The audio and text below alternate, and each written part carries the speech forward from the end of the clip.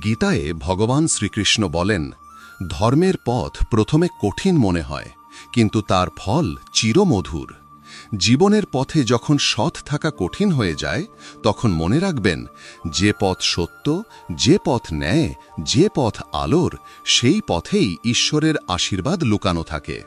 অসৎ পথ হয়তো মুহূর্তের জন্য সহজ মনে হয়, কিন্তু সেই পথ নিয়ে আসে ভয়, দুশ্চিন্তা আর অনিরাপত্তা।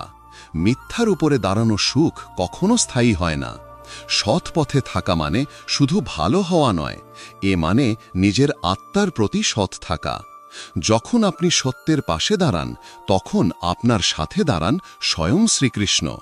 তিনি বলেন, ধর্মের পথে একজন মানুষ একা কখনো নয়, ঈশ্বর তার সাথে থাকেন প্রতিটি পদক্ষেপে।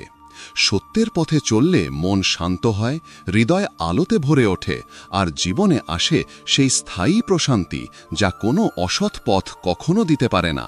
তাই শ্রীকৃষ্ণের প্রতি ভক্তি রেখে বলুন, হে প্রভু, আমাকে সত্যের পথে স্থির রাখো, কারণ সত্য, ন্যায় ও ধর্মের পথেই অবশেষে পৌঁছে দেয় মুক্তি ও চিরশান্তির দিকে।